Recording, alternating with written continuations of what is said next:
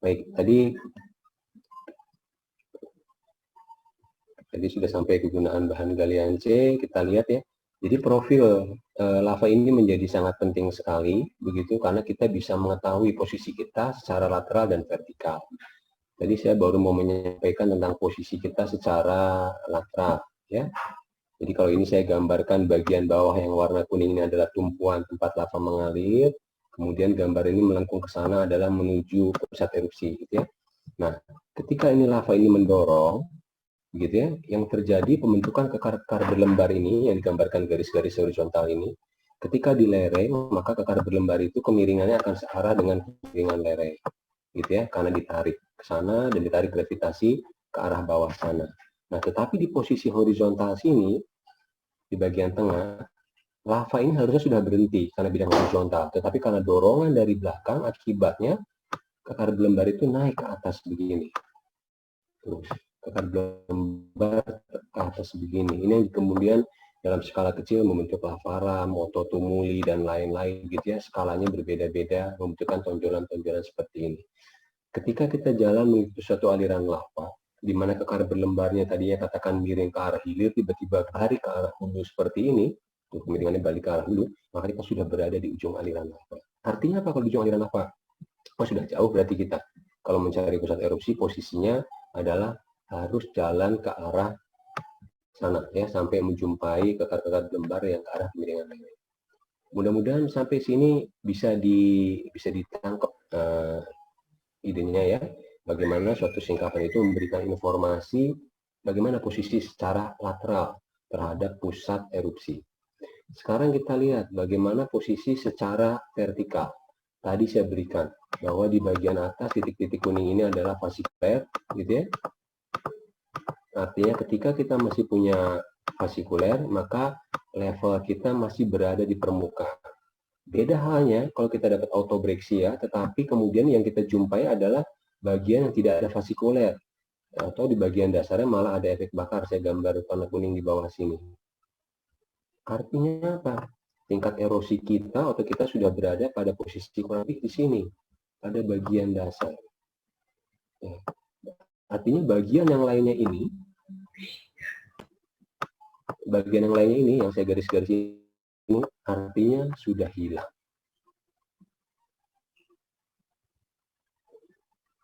Oh, enggak, Bu Ana ya, sudah ya. Baik, nah, jadi dua hal itu yang ingin saya sampaikan, bagaimana memanfaatkan suatu singkapan, kita bisa menentukan seberapa jauh kita dari pusat erupsinya, kemudian secara vertikal kita berada di singkapan ini di bagian mana, atas, tengah, atau bawah. Seberapa jauh ini menjadi pertanyaan vertikal kalau kita mencari di mana pusat gunung apinya. Harapannya pusat gunung api itu akan menjadi pusat keluarnya magma berkali-kali sehingga mineralisasi akan lebih intensif di sana. Ya, harapannya gitu kan ya. Kalau misalkan kita bisa mengetahui posisi kita secara vertikal, kemudian kita bisa menerjemahkan berapa banyak bahan galian yang tersisa. Ini adalah contoh yang akan kita tampilkan. Nah, suatu saat saya diminta membantu suatu perusahaan kontraktor untuk mencari bahan galian C untuk bendungan. Pada waktu saya suruh ke lapangan, penampakannya adalah demikian. Ya, kita mempunyai kekar berlembar. Nah, saya hanya di atas sini, hanya di atas daerah yang banyak pohon di sebelah kanan daerah penelitian itu.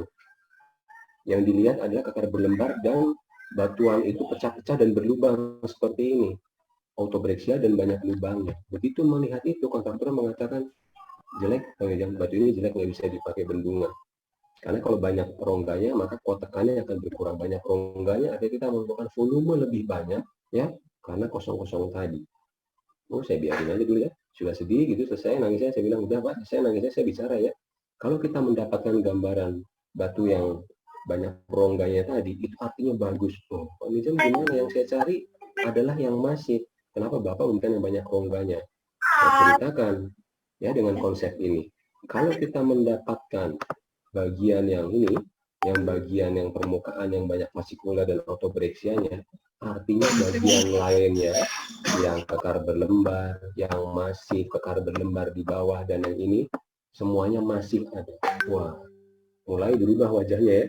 Jadi Bapak akan mendapatkan yang jelek ini buat bukan jalan, gitu ya, atau buat perumahan. Yang lebih bagus ini mungkin buat jalan atau infrastruktur tertentu. Yang bagian masif ini adalah yang Bapak cari untuk bendungan. Hanya dengan mengetahui bagaimana profil vertikal dari suatu lava, kita bisa menjual, kita bisa memberikan informasi ini menjadi lebih bermanfaat. Yang lebih begitu sebenarnya idenya. Nah, oke, itu. Nah, bagaimana nanti dengan di tempat lain, gitu ya, di area-area lain, coba kita akan lihat. Nah, dari sini kita juga bisa estimasi ketebalan. Saya juga pengen tahu, gitu ya. Dengan rasio kurang lebih 1:1, maka kita punya 6 bagian ini. Maka kalau saya punya gambaran satu area kurang lebih 5 meter, berapa sih ketebalannya? Ini kan perlu diestimasi, perlu saya infokan ke orang geofisika. Berapa bentangan yang mereka butuhkan kalau ketebalan lavanya sekian. Oh, ternyata saya estimasi ketebalan lava di daerah sini, di bawah sana yang tidak ekspos masih ada 25 meter lagi. Kalau 25 meter pasti eksplorasi nggak pakai pacul, apalagi pakai sendok gitu ya. Ya, itulah mesin bor, tapi juga nggak perlu cekro yang gede-gede amat, karena ngebor 30 mah pakai tenaga yang kecil. Nah, akan ke sana jadinya. Geologi yang memiliki pengamatan yang baik bisa memberikan informasi ke geofisika, informasi yang menjadi tepat. Metode apa yang dipakai, bentangannya berapa banyak. Untuk orang tambang juga demikian, untuk orang minyak juga akan demikian. Baik, itu salah satu contoh ya. Salah satu contoh di bahan galian C. Kemudian contoh yang lain adalah di panas bumi dan mineral ekonomis. Bagaimana mencari, salah satunya mencari pusat erupsi. Kenapa pusat erupsi menjadi penting tadi saya katakan? Karena harapannya di pusat erupsi ini tempat keluarnya magma berkali-kali. Kalau satu kali nguar, bawa 1 kali ppm logam berharga, 2 menjadi 2 ppm, 3 menjadi 3 ppm, dia bisa juga tercuci ya. Tapi ini dicari, kenapa? Karena atrasi akan intensif di sini, ini akan menjadi possibility terbaik. Bagaimana cara mencarinya, gitu ya? Kalau ternyata, gitu ya, kalau ternyata kerucutnya ini masih nampak, ya, kayak Tangkuban Perahu, kayak Galunggung, tanya di mana pusat atau kerucut Galunggung sama Tangkuban Perahu. Kalau Bapak Ibu atau mahasiswa yang menanya itu, hanya gitu, ya nggak boleh, ya nggak bisa. Ya itu pusatnya pasti di tinggian itu. Udah tahu tingginya masih sana kok masih tanya, ya. Jadi lava yang muda itu akan pasti mengalirnya di lembah, seperti yang saya katakan. Kemudian kenapa di bawah itu berubah menjadi sebentuk kipas aluvial seperti ini, melebar? Karena ini prinsipnya perubahan tekuk lereng. Pada waktu lava itu mengalir di lereng yang curam, maka dia akan begini. Tetapi begitu lerengnya berubah menjadi landai, maka dia akan menyebar. Kan prinsip air begitu kan? Nah, kalau dindingnya, kalau mengalir di kaca mobil kita yang bagian depan, itu akan cepat merosot. Begitu sampai cup itu, maka dia akan menyebar. Prinsipnya akan demikian. Jadi dari lava itu kita bisa ketahui perubahan tekuk lereng ini akan menyebabkan terjadinya lava ini bergerak secara lateral seperti ini. Nah, di sini artinya adalah posisi kita sudah berubah, sudah semakin jauh. Baik, kalau masih kelihatan kerucutnya gampang, berarti lavanya masih muda berada di aliran sungai. Sekarang kita lanjut, bagaimana kalau sudah agak dewasa? Lavanya sudah berada di atas. Kenapa? Karena daerah sebelahnya yang tidak terisi lava itu digerus sama sungai, sungainya turun pindah ke sini.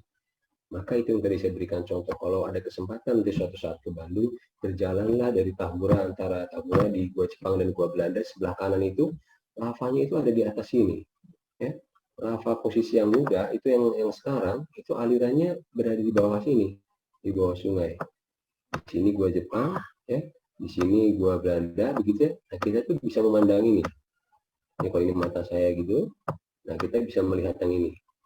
Ada di atas posisinya. Nah, itu berarti sudah dewasa. Kalau begini kita masih bisa mengikuti di mana pusat erupsinya. Karena kita masih melihat bagian yang melebar di arah tertentu indikasikan berarti dia jauh. Semakin mengecil menyempit berarti dia ke arah kerucut yang dimaksud. Kita masih beruntung kalau dapatnya continuous. Bagaimana kalau kemudian lava ini berlanjut seperti ini? Sudah mulai terpisah-pisah, ada 3 yang terpotong karena erosi. Maaf. Yang terpisah-pisah nih, 1 di sini, ada 2 di sini, ada 3 di sini. Yang kita cari adalah ini. Bagaimana menjawabnya? Wah, ini ada 3 sumber. Bisa demikian. Nah, sekarang bagaimana ketika lava ini sudah tercacat? ada satu informasi yang sering kita lihat bagian dari vulkanostratigrafi, tetapi adalah lupa di dalam tubuh lava itu sendiri. Kalau kita punya suatu aliran lava begini, ya, bagaimana kemudian sumbu memanjang dari mineral-mineral yang ada dalam itu yang dikatakan sebagai tekstur aliran. Sumbu memanjangnya akan demikian. Ya, bentuk fasikulernya akan mengikuti arah tertentu, begitu. Nah, berarti jalan kita jelas. Sumbernya kalau tidak dari sana pusat erupsinya, pasti akan demikian. Karena arah alirannya pasti akan sejajar dengan sumbu panjangnya.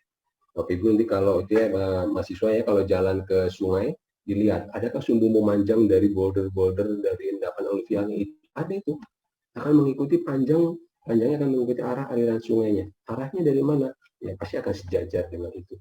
Ini sudah tahu ya bahwa kita punya tekstur aliran itu adalah part dari vulkanostratigrafi untuk memandu ke arah mana seharusnya kita berjalan. Jadi kalau ini demikian, kita cuma dua boleh berjalan. Kalau tidak ke arah sana, kita ke arah sana. Kan begitu. Tidak ada ke arah yang barat timur ini tidak menjadi opsi kita gitu ya. Karena dipandu sama tekstur aliran, sumbu memanjang dari fasikuler dan lain-lain. Baik, itu sudah untuk kegunaan di panas bumi atau mineral ekonomis ya. Jadi targetnya adalah mencari ini sebenarnya kalau masih aktif. Atau sudah menjadi agak sedikit padam, atau sudah menjadi fosil. Dengan memanfaatkan tadi, harapannya kita bisa mengetahui ke arah mana kita harus berjalan, di mana potensi geotermal, mineral ekonomis, dan lain-lain. Baik, itu sudah. Kita lanjut yang berikutnya. Nah, ini tadi saya gambarkan profil besar umum adalah demikian. Pada lerengnya, maka dia akan sempit. Begitu dia perubahan tekuk lereng, di sini, maka dia akan bergerak atau menyebar secara lateral. Ya. Fluida kan begitu horizontal, ya, maka dia akan kemudian menyebar secara lateral. Ini yang dikatakan sebagai bisul-bisul tumuli. Karena apa? Lava harusnya sudah berhenti di bidang horizontal. Jadi kalau ini tumpuan lava begini, ya, ini permukaan lava kan harusnya begini. Ya, tapi karena ini didorong dari belakang, maka konsekuensinya adalah dia nyundul ke atas. Kadang-kadang dia nyundul lagi di atas sini, maka dia muncul bisul-bisul kecil ya, yang begini yang dikatakan sebagai tumuli. Ukurannya beragam tumuli ini, ada yang dari 1 meter sampai 500 meter. Nah, kalau sudah 500 meter, biasanya ilmuwan geolog tuh, wah jadi berat erupsinya di sini. Nah, ini bisa mengecoh kita juga pada ini adalah di ujung aliran lava. Baik, sudah ya. Kita lanjut berikutnya. Nah, ini pasti kenal semua. Ini adalah fasies gunung api, perselingan antara lava piroklastik, ada kehadiran fen-fen brexia di dekat sini, gitu ya. Kemudian ada di bagian medialnya ada lahar, di bagian distalnya adalah resedimentasi dari material semua ini. Nah, banyak sekali ketika kita memakai ini, ya, tidak ada dilihat dengan teliti kapan sebenarnya fasies gunung api ini boleh dipakai. Ya, ini dipakai ketika gunung apinya benar-benar ideal, gitu ya. Gunung api strato dengan komposisi andesit sampai basaltik andesit, sehingga perselingan lava sama piroklastika karena ideal dan lava itu tidak bisa mengalir jauh. Sehingga sering sekali begitu ada lava, itu orang selalu mengatakan ini kita tidak jauh. Nanti dulu ya. Pada beberapa kasus, lava itu memang hanya mengalir sampai sini. Dari pusat erupsi sampai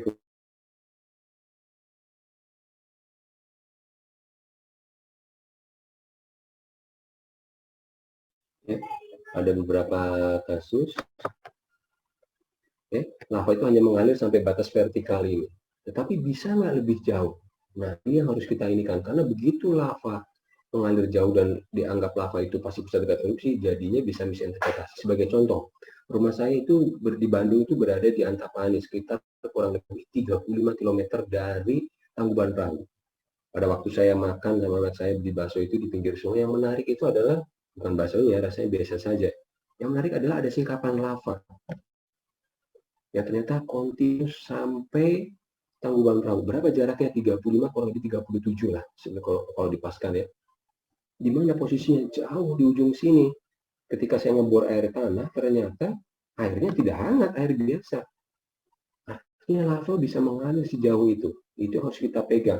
Supaya konsep vulkan stratigrafi ini kalau ada lava pasti dekat. Nah, itu harus hati-hati. Kenapa bisa demikian?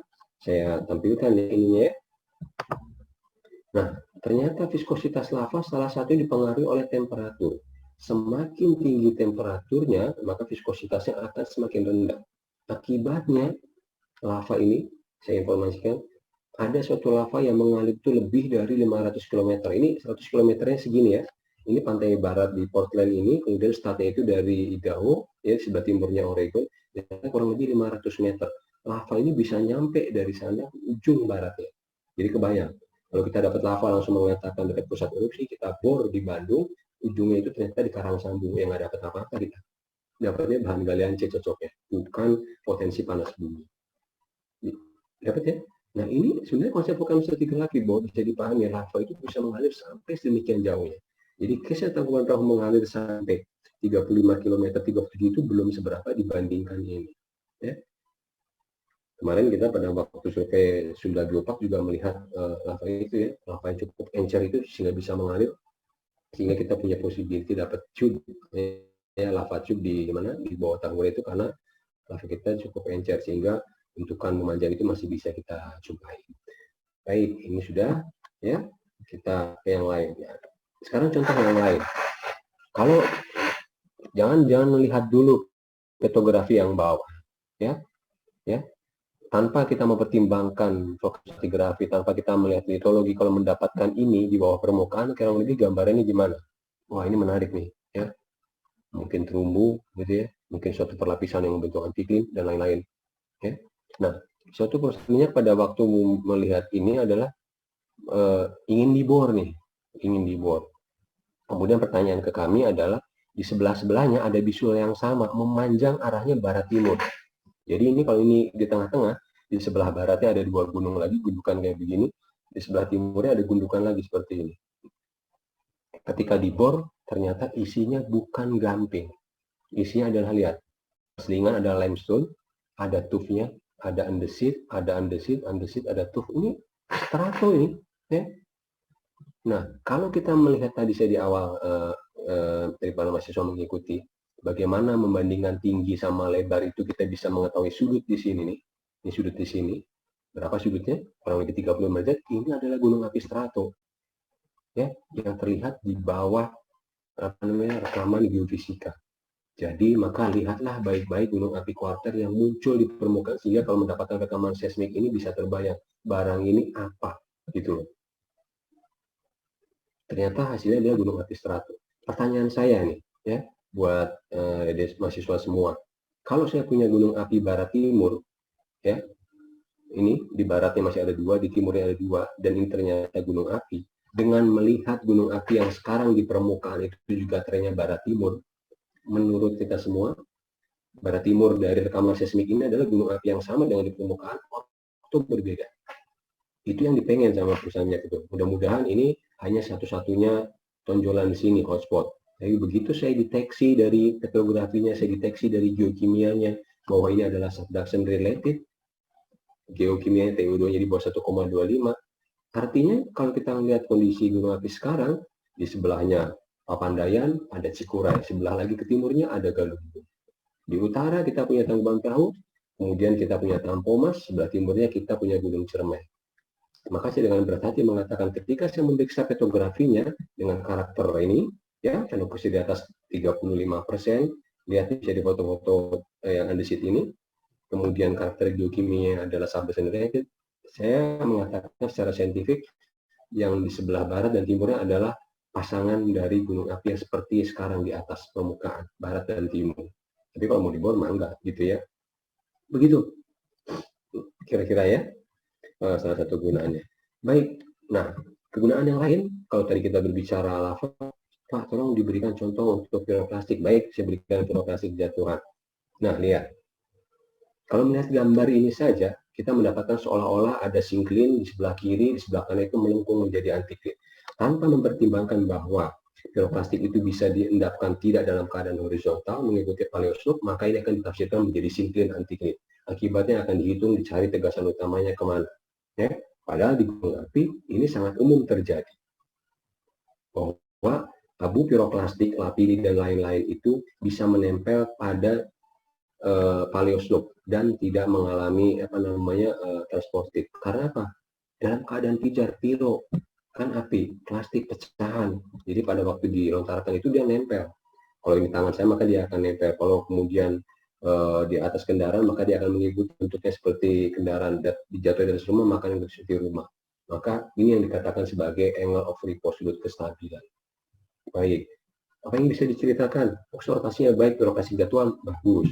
Nah, kalau tadi di lava kita sudah belajar bagaimana menentukan jarak relatif, di sini kita bisa menceritakan hal yang sama. Kalau kita berjalan ke timur dan ke barat ternyata terjadi perubahan ukuran, ke arah timur semakin lebih kasar, ke arah barat semakin lebih halus, maka cara yang sama dipakai pada waktu kita menghasilkan untuk sedimentologi. Bagaimana sumber erupsinya? Ke arah timur berarti kita harus jalan, karena ukurannya kasar. Kan begitu ya? Kalau semakin halus berarti dia semakin semakin jauh dari pusat erupsinya.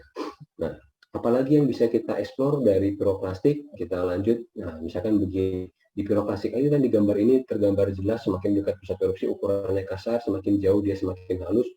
Yang piroklastik jatuhan juga demikian, semakin menghalus, semakin menjauh. Itu harus diingat itu, ya. Ini adalah konsep dasar yang tetapi kadang-kadang dilupakan.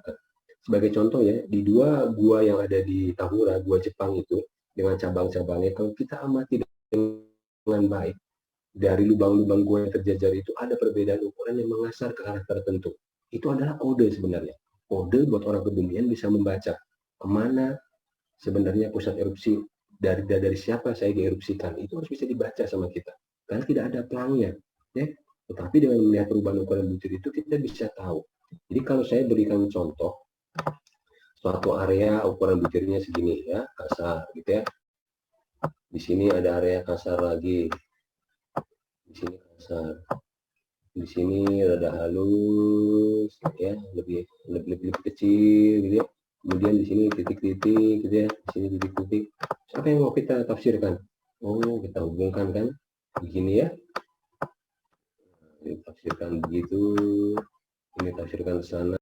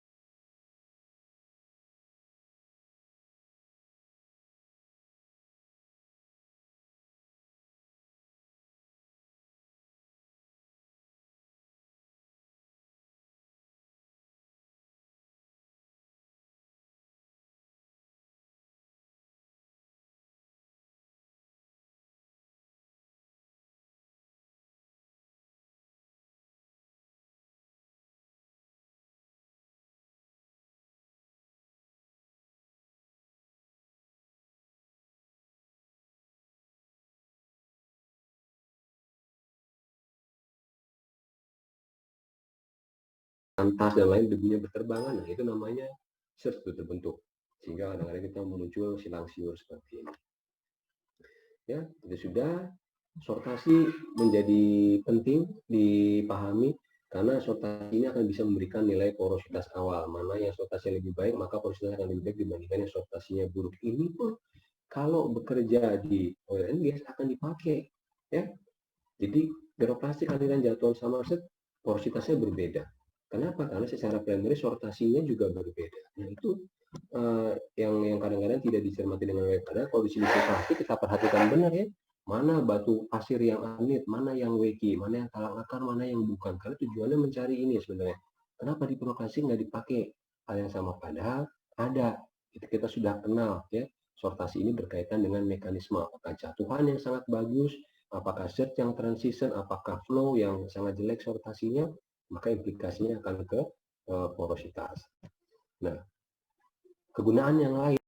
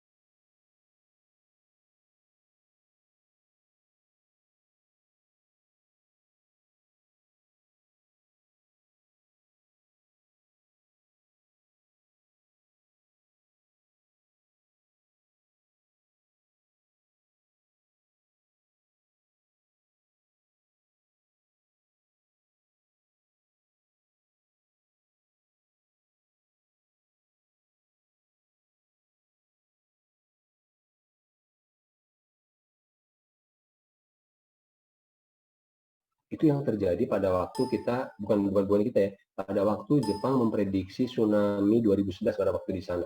Mereka menggunakan endapan tsunami sebagai fungsi dari energi.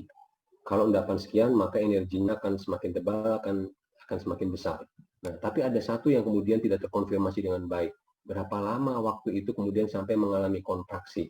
Kalau ini pakai ketebalan terakhir, maka prediksi kita biasanya akan menjadi lebih pesimis. Karena ketebalan itu pasti sudah hilang karena eraksi, kompaksi, dan lain-lain. Itu yang terjadi. Diprediksi tsunami-nya adalah 9 meter, tetapi karena ternyata perhitungan itu sedikit meleset dari tadi gitu ya, maka yang datang adalah 32 meter kan tsunami-nya. Jadi bisa terbayang dipasang bendungan 9 meter itu ya, penyangga itu, tapi yang datang 32 meter itu loncat tali aja. Karena kalau di gunung api bagaimana? Hal yang sama, semakin lama kita akan semakin kehilangan informasi tersebut. Tetapi ada cara lain nih, ada cara lain untuk mengestimasi gitu ya, seberapa besar energi pada waktu meletus adalah kalau kita punya suatu kristal mineral itu terbentuk pada kedalaman dan temperatur tertentu. Nah, itu kita bisa ukur sebagai mineral termobarimetri, bisa mengukur temperatur dan tekanan yang kemudian bisa kita konversikan ke kedalaman. Jadi dengan mengetahui kedalaman, kita bisa konversikan ke tekanan. Kita bisa tahu seberapa besar kemungkinan energi itu dikeluarkan kalau digabungkan dengan temperatur. Ya. Contoh ya, jadi dengan tekanan dan temperatur itu kita melakukan perjalanan balik ke letusan 1700 sekian di Papandayan. Letusan besar itu korbannya banyak sekali, ya, ribuan ternak, kemudian berapa orang, tapi ada 8 orang, ada orang yang selamat berlindung di belakang pohon pisang nih, semua ya. Akibatnya apa? Saya khawatir kalau nanti letusan Sinabung, Merapi itu pernah mendengar cerita Papandayan itu selamat karena menanam pohon pisang. Saya khawatir orang itu menanam pohon pisang, itu nggak mau diungsiin. Ternyata setelah saya studi di sana, kemudian disertasi saya di sana, bagaimana cara menjawabnya? Diukurlah temperaturnya. Pada waktu saya ukur temperatur erupsi, temperaturnya hanya berapa? Hanya kurang lebih sekitar 50 derajat sampai 60 derajat. Kalau kita dibakar di 50 derajat, bagaimana? Kemungkinan masih bisa selamat, meskipun luka bakar sedang sampai berat. Tetapi begitu menghitung volume dikonversikan jarak, maka kita mendapatkan kecepatan. Itu yang tidak bisa kita terima. Ternyata kecepatannya adalah 250 km per jam, paling cepat. Paling lambatnya 150 km per jam. Artinya apa? Pohon pisang tidak akan bisa menahan kecepatan dari batuan birokrasi kalau kecepatannya 150 km per jam. Saya punya donat, dilemparkan ke Mbak Hana, itu ditangkap. Kalau donatnya pelan, tapi kalau donat 150 per jam, donat yang makan kepala kita. Nah, jadi tekanan, ya, temperatur dikombinasikan, kita bisa tahu seberapa besar energinya. Mudah-mudahan menjawab ya, Mbak Hana, nanti kalau enggak kita bisa lanjutkan. Berikutnya, Mas Ridondo dari TNY bertanya, saya pernah menjumpai di lapangan suatu kutub besar, paleovolcano di mana Pasies bagian distal menjumpai lava yang menerus tuh, dengan posisi andesit, viscositas latis tinggi. Dari batuan sekitarnya, kemudian lava tersebut dari sumber berbeda. Nah, ya, ketika kita mempunyai distal sudah jauh, tetapi kasusnya kayak Mas Redondo ini ternyata andesitis, itu bagaimana? Apakah bisa jauh? Apakah berasal dari sumber yang sama? Bisa kedua-duanya. Ya, lava yang di belakang rumah saya itu komposisinya basaltik andesit, tetapi kenapa bisa mengalir sampai 37 km? Karena pada waktu saya melakukan pengukuran, ternyata meskipun dia andesit, temperaturnya cukup tinggi. Apa akibatnya temperatur cukup tinggi? Maka dia menjadi encer. Meskipun dia andesit, tetapi kandungan airnya cukup tinggi. Tahunya dari mana? Dari geokimia. Apa akibatnya kandungan air cukup tinggi? Dia akan membuat depolimerisasi. SiO2-nya itu menjadi rantai-rantai pendek sehingga bisa mengalir jauh. Kalau di daerah Mas Redondo itu di paleovolcano tidak ada indikasi tinggian-tinggian yang mungkin jadi pusat erupsi, mungkin itu adalah lava yang sama. Tetapi kalau ternyata sudah distal ada tinggian yang dicurigai, itu bisa jadi berasal dari erupsi sampingnya. Ya, jadi bisa dua hal. Sudah, kemudian dari apa yang sudah disampaikan Bapak, apakah kakak berlembar terbentuk tegak lurus dengan aliran akibat extension? Nah, ini seperti teman-teman syukurnya sebentar lagi. Kekar berlembar itu terbentuk kalau ada gangguan slope. Kalau bidangnya itu horizontal, dan cukup tebal, maka yang terjadi adalah sebaliknya, yaitu adalah kekar kolom. Izin menggambarkan. Jadi kalau bidangnya adalah horizontal dan ini miring, maka lava yang mengalir di atas begini, ini ada gaya yang bekerja, dorongan ke sana, tarikan ke bawah, gravitasi. Maka kekar belembarnya akan terbentuk di bagian sini searah dengan lereng. Ini miringnya sama. Di sini ada dorongan ke sana horizontal, gitu ya, tapi ada dorongan dari belakang, maka kekar belembarnya terpancung.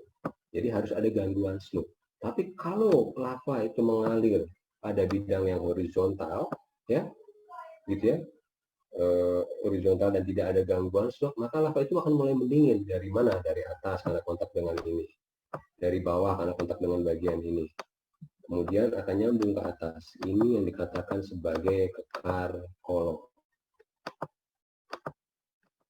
Bentuknya di atas bagaimana kekar kolom? Semakin sempurna, bentuknya akan semakin segi 6. Ya. Nah, itu yang saya ingin sampaikan, bahwa kekar kolom itu jangan ditafsirkan hanya satu hal, bahwa dia pasti tegak lurus arah aliran. Kalau kolomnya itu cuma satu, saya tanya, dari mana arahnya? Informasi itu jadi tidak bermanfaat, karena 360 derajat. Kalau kekar kolom itu ditafsirkan bahwa harus tebal, ya, harus tidak ada gangguan slope, komposisi magmanya itu homogen, maka jadi kekar kolom itu adalah informasinya. Kondisinya ideal terbentuk. Contoh ya, semua material yang ada di bumi dalam keadaan homogen, ya, dan terbentuk dalam kondisi yang seharusnya, bentuknya akan segini.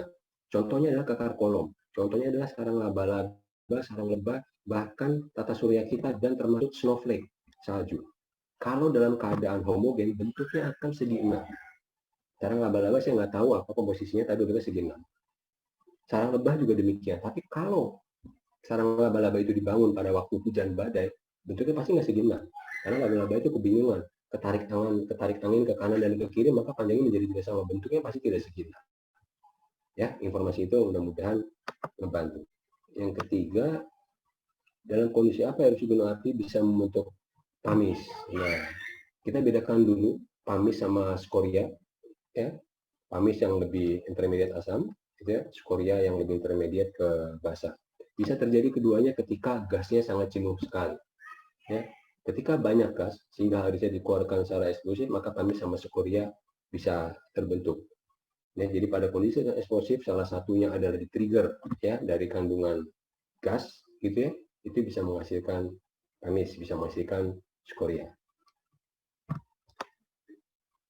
Ini sudah siapa ini? Mas Dirga Wahidjar, ya. Apakah apakah suatu gunung api memasuki fase membangun terjadi penurunan viskositas magma dan tipe letusannya efusif, karena bila letusan efusif justru akan menghancurkan morfologi. Begini ya, antara membangun dan menghancurkan itu harus kombinasi. Apakah energi yang dikeluarkan eksplosif itu kemudian sejalan dengan daya tahan tubuhnya, maka dia akan membangun. Tapi kalau eksplosifnya lebih besar dari kemampuan daya tahan tubuhnya, maka dia akan hilang. Gitu ya. Mudah-mudahan bisa diikuti. Jadi pelontaran energi keluarnya itu, ya, accelerate itu lebih besar daripada daya tahan tubuhnya, ya dia tidak membangun. Jadi kalau panci mau membangun itu, pancinya cukup kuat tutupnya, terus ada keluaran di sini, begitu, nah itu membangun. Tapi kalau pancinya tidak bisa menutup, ya hilang, gitu ya, baik efusif maupun efusif.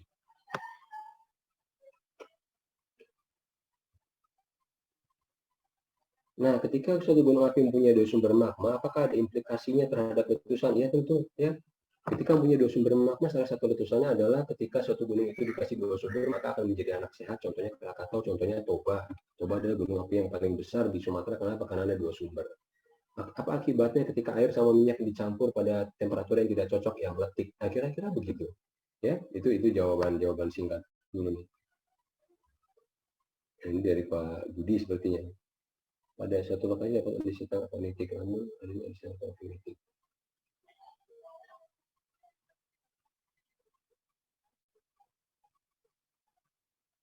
Baik, nah ketika satu lokasi mendapatkan apa namanya porfiritik dan satu lagi nitik, begitu ya, mungkin Pak Budi ya yang posisinya di lapangan bisa melihat, gitu ya, apakah yang satu dengan yang lainnya itu adalah pada satu flow yang sama atau tidak. Artinya kalau itu berbeda periodenya, gitu ya, mungkin bisa jadi mekanismenya berbeda. Tetapi secara umum yang pernah saya amatin, kalau kita mempunyai suatu aliran lava lateral, itu gradasi ukuran butir itu juga bergradasi semakin menjauhi dari pusat erupsinya. Ya. Mineral yang terbentuk pertama kemudian flowing ke arah yang lebih jauh itu biasanya akan terakumulasi pada tempat tertentu. Ya. Atau secara vertikal, misalkan kita punya lava begini, ternyata lava ini cukup encer. Maka yang terjadi adalah dua hal di dalam magma itu, di dalam tubuh lava itu sebelum dia mendingin. Material yang berat kalau dia lava cukup encer maka dia akan tenggelam, namanya gravity settling. Sementara mineral yang lebih ringan maka dia akan ke atas, namanya floating. Nah, saya tidak tahu seperti apa, tapi kira-kira ini bisa secara lateral diakumulasi di tempat tertentu, begitu ya. Bisa secara vertikal juga dia berubah karena ada yang tenggelam, ada juga yang floating. Untuk vulkanosa tadi,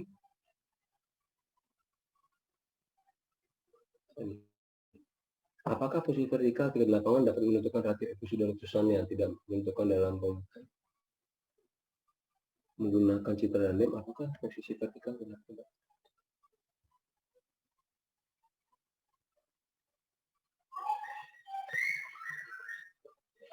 Iya benar. Jadi pada waktu pemetaan vulkanostratigrafi itu sebenarnya kita sebelum ke lapangan itu bisa mendapat estimasi dengan tumpang tindih dari pola kontur, kemudian mana secara relatif dam-nya itu lebih rapat dan yang tidak. Tapi pada waktu di lapangan akan perlu dikonfirmasi di ground truth itu, gitu ya. Kadang-kadang begini, ya, dam sama topografi itu hanya menginterpretasikan perbedaan resistensi, tapi seringkali ternyata batuan itu adalah batuan yang sama. Yang ternyata kalau batuan sama mempunyai pola kontur yang berbeda itu ditafsirkan satu yang lebih acak-acakan menjadi satu yang lebih tua, sementara yang satu lebih muda. Tetapi untuk pengecekan sangat benar perlu dicek. Ya. Jadi kita tetap perlu ke lapangan, salah satunya tidak hanya mengambil litologi, tapi mengetahui mana yang bawah dan mana yang atas. Terima kasih Pak Budi. Ya. Baik, saya pikir, oh ya silakan satu lagi ya sebelum saya ngasih ini, karena saya ada kewajiban memberi pertanyaan. Pak Idam, ya, izin bertanya Pak, saya dari Geoinsur. Mau bertanya untuk analisis aliran lava melalui orientasi kesimpulan apakah